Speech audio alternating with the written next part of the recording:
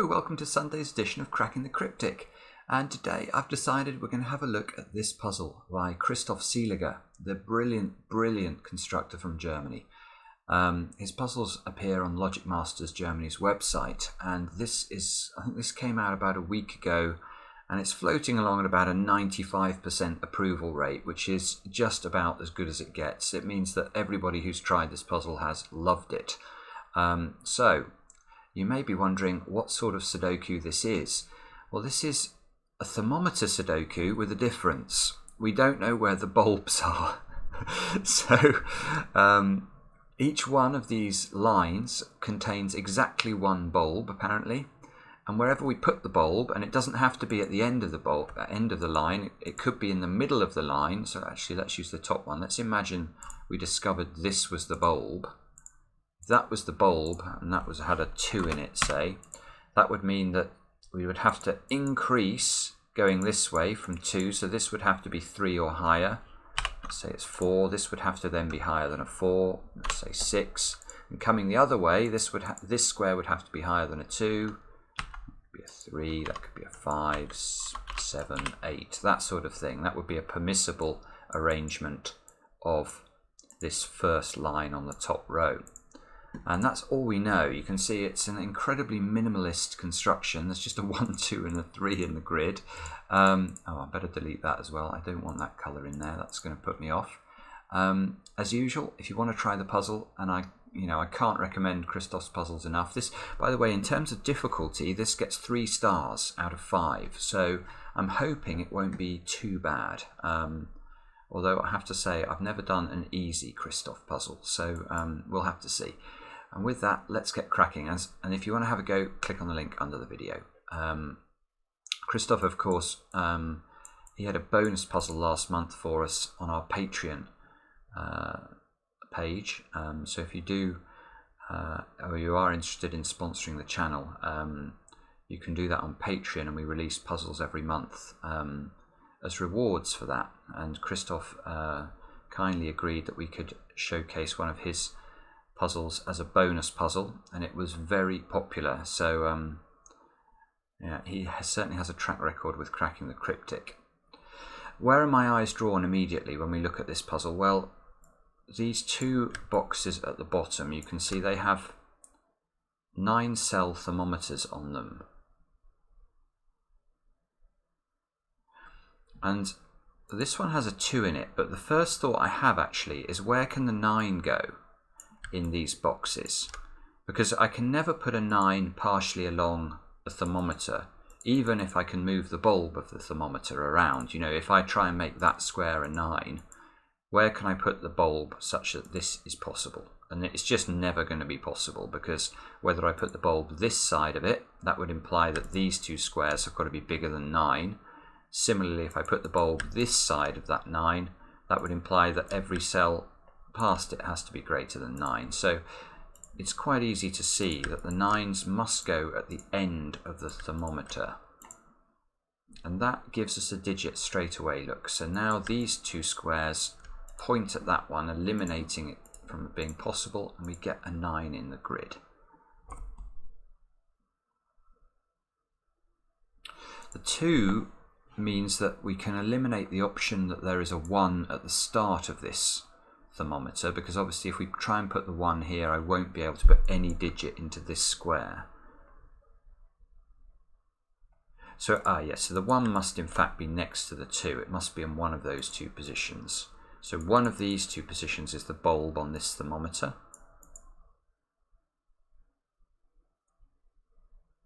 And on this thermometer, we don't know. Yeah, we don't know where the bulb is actually at all. It could be in any cell. No, yeah, I think it can be in any cell. I can't see a reason to eliminate a 1 from any cell here, so we might have to look somewhere else. The other thermometer that I suppose looks like it's going to impose a restraint on the grid is this one, because it's 14 cells large. and it's symmetrical in the sense that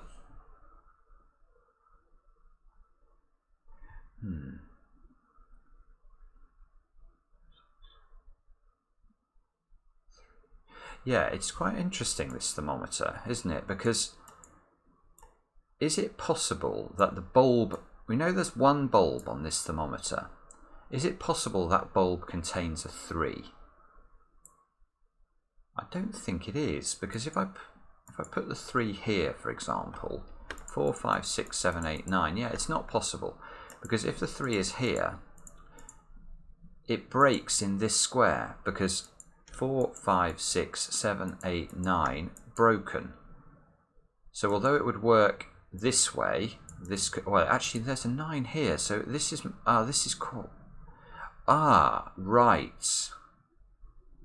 Haha, that's fascinating. So there's no 3 in the bulb of this thermometer, we know that. And obviously if I move the 3 further away, I'm just lengthening the problem the other side.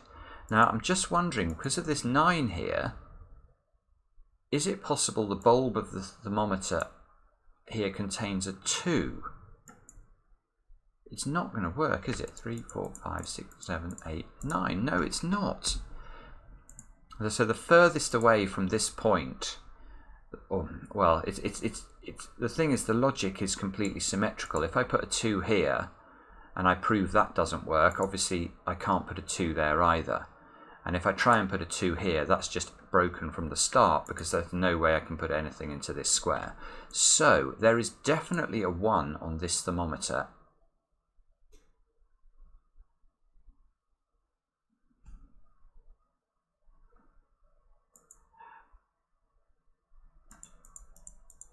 And it has to be in one of those 2 squares. Good grief. So if the 1's here, let's look at this. If the 1's here, you can see this part of the thermometer is fine. But up here, the maximum I could put in this square is an 8. And that leaves exactly 6 squares between the 1 and the 8. And that means every digit would have to be used. So it's a forced sequence. If this is the 1, it's quite possible this is the 1, in which case this would be an 8. So there's definitely an 8 in one of those 2 positions.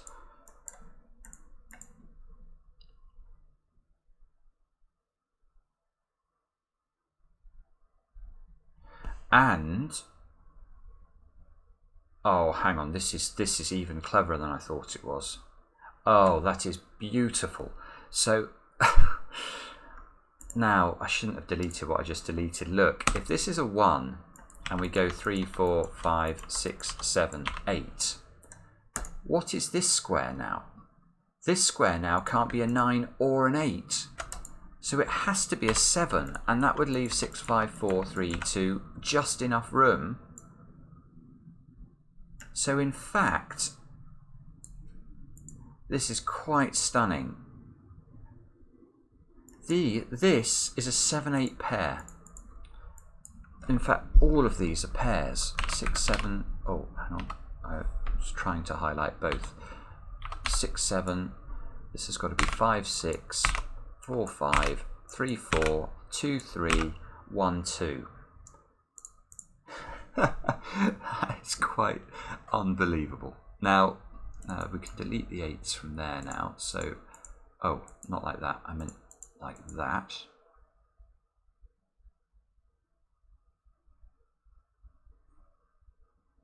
Now, what can we get from this? Well, one thing we can get is look at these 8s pointing down here. So where can the 8 go in on this thermometer?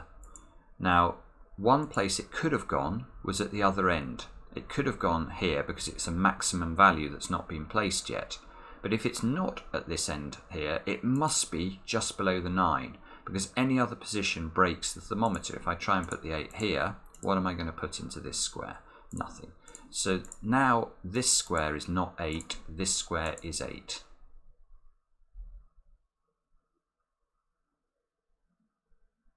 Five, 6 here. I can't put a 5 or a 6 into this square because there's not enough room. If I put the 5, which gives me the maximum license, look, 6, 7, and there would be nothing for this square. So this square cannot be a 5 or a 6. So given the 5, 6 here, they must go into those two positions. This must be the 1 now, so that's the bulb of this thermometer. These squares have got to be 3, 4 and 7, and obviously they've got to increase from the 1, so we can write those in.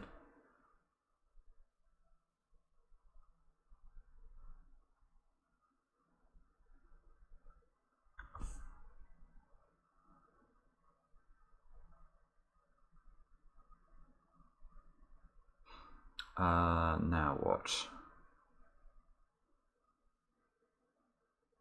Sorry about this. Let me just stare at this for another. I must be able to do some more logic using these pairs that we've got here. 2, 3, 4, 9. Ah, no. Oh, this puzzle is a work of absolute genius. Now, look. If we look at both of these rows, I've not placed a 9 yet. That means there's a 9 in one of those two squares and a 9 in one of those two squares. Now this means that we've actually isolated all of the 9s that we need in columns 8 and 9, because in the finished solution there's either got to be a 9 here, in which case this square will be a 9, or a 9 here, in which case this square's got to be a 9. Now that means there can be no 9s in the rest of columns 8 and 9. So that square is not a 9 anymore. Therefore this square is a 9.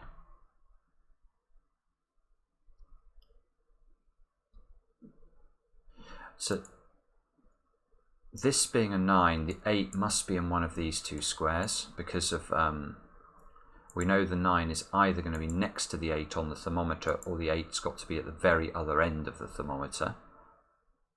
So now there's an 8 in one of those three squares, and a 9 in one of those two squares, because the 9 can't go partially along the thermometer. Now in fact, this is nice. The 9 can't go partially along the thermometer.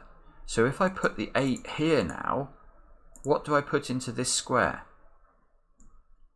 Now I either have to put a 9 in there, which I can't, or I have to put a digit that's lower than an 8, which let's put a 5 in there for the sake of example.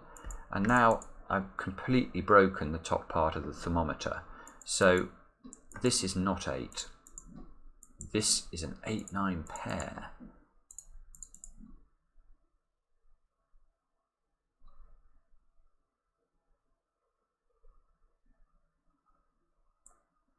And what does that allow me to do?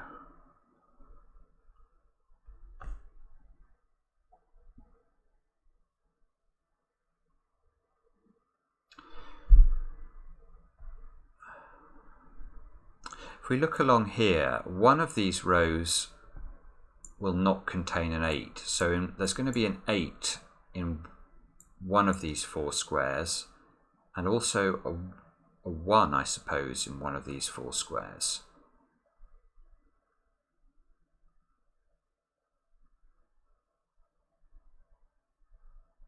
That means there's something going on with 8 being in these four squares and these two squares. I can't quite understand what I'm meant to appreciate from that.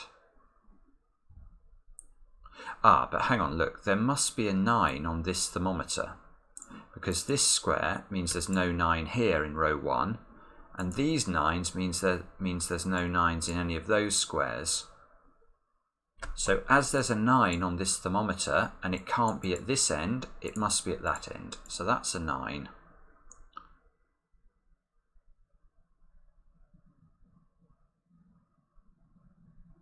That means there's a 9 in one of those two squares.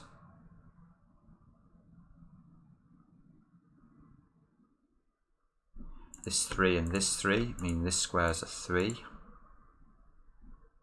There's a 3 in one of those two positions.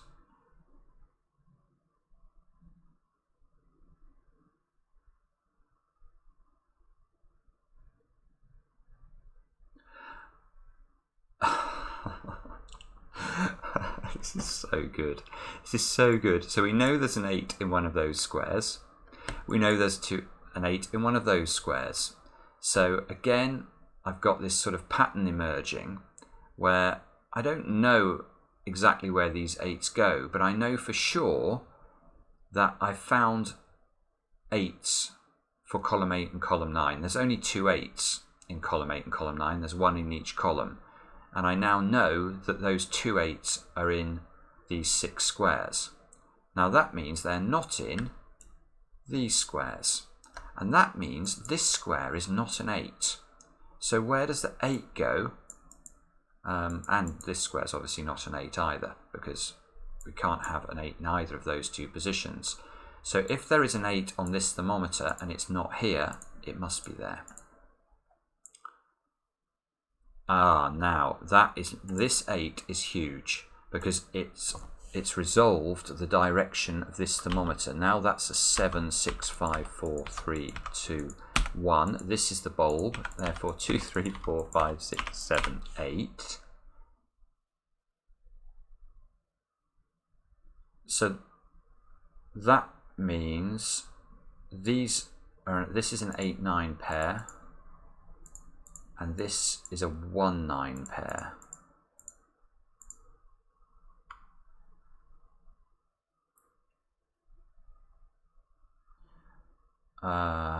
Right. So these squares therefore have got to be 1, 2 and 4. 1 and 2 there. So this square's a 4, this is a 1 or a 2, this is a 1 or a 2. These two squares are 3 and 5 in some order.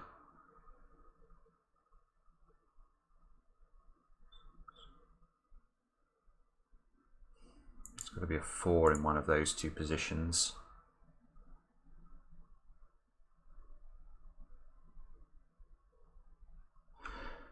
Eights here and here now mean that there must be, we still haven't placed an 8 in column 7, and it can't be in any of those squares, and it can't be in any of those squares. So there's an 8 in one of those two positions.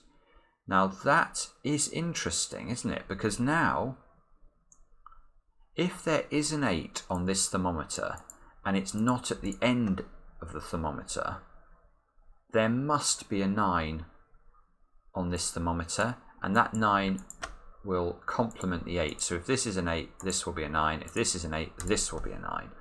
9's here, point down here, and resolve our 9-8 pair at the bottom. So now that's a 9 by normal Sudoku rules. This is an 8. Look, these 8s interact and lock the 8 into this square. Now there's an 8 on this thermometer. And that's important because we can use the same logic again. There is an 8 on this thermometer, but we know there is no 9 on this thermometer, and we know that because of this 9 here and these pencil mark 9s here. Therefore the 8 must be in the extreme position, otherwise there's nothing we can place above it. So this is an 8, that means this is an 8. This is staggering constructing, staggering. Honestly, you will not do a better puzzle. It's February. You will not do a better puzzle this whole year than this. Now this is a 9 now, because we now know which side the 8 is. So the 9 is the same side. 9 here.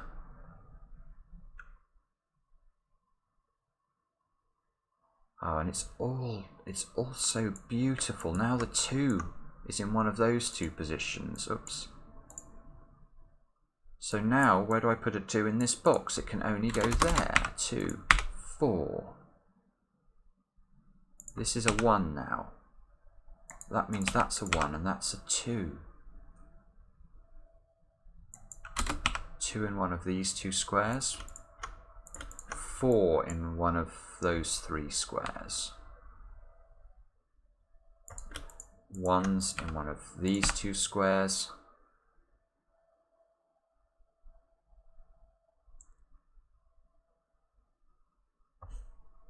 Still don't know much about this thermometer. There's no 1 on this thermometer, look, and no 2 on this thermometer.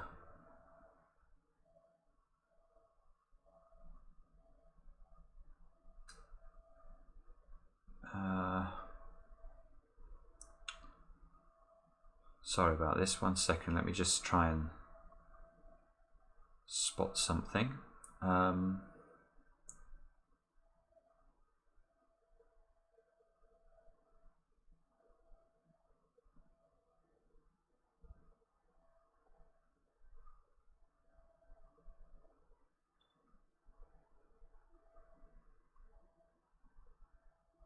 Ah, yes, there's something.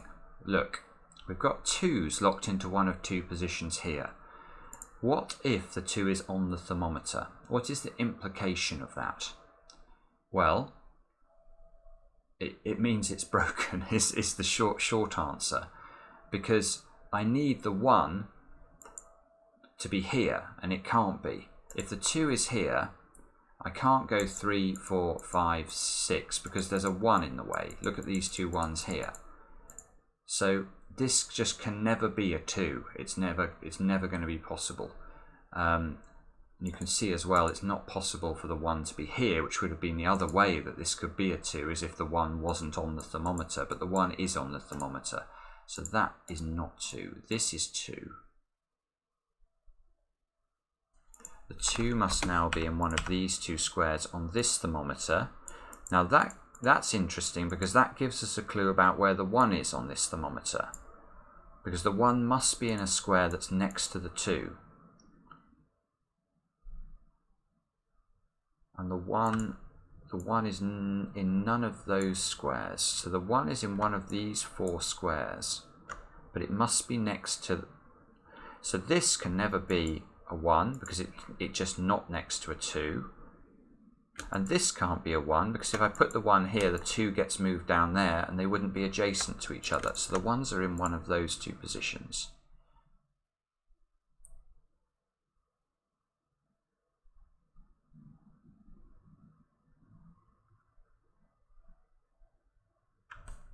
How are we doing? 22 minutes, oh goodness.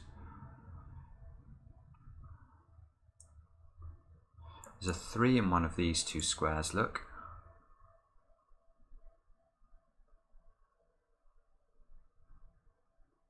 But that still could be a 2. This could just be the bulb of the thermometer. That would move the 1 down there. That's possible. I can't see anything immediately.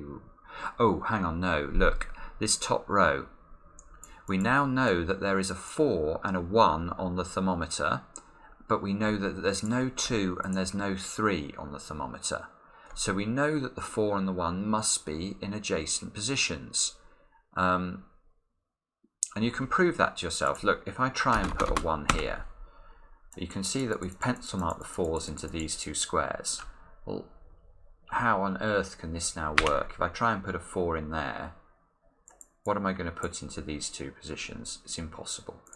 So the 1 and 4 must be adjacent, therefore they must be in those 2 squares. Now there's a 1-3 pair down here. So, I was about to make a mistake then. No, I still can't tell the order of those. 3, 1, 2 is possible. And 1, 3, and then this doesn't have to be a 2, so that's...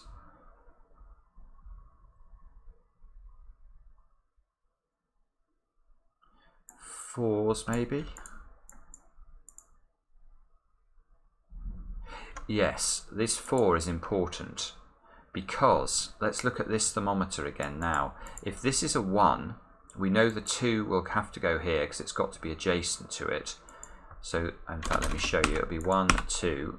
Now, how does this thermometer continue? It must take all the digits in order from 3 upwards. So it would have to go 3, 4, and that 4 clashes. So that is not the 1. This is the 1. That means this is the 2. That means, oh, now we get the 1 and the 9 sorted out. Oops, 9, 8. That means we get the 8 at the bottom.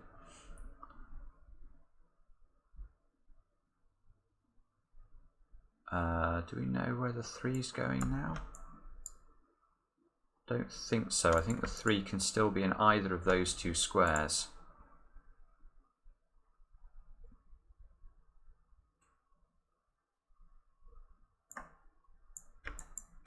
The 4 in one of those two positions. Ah, but the 1 here, look, that points at that 1, 3.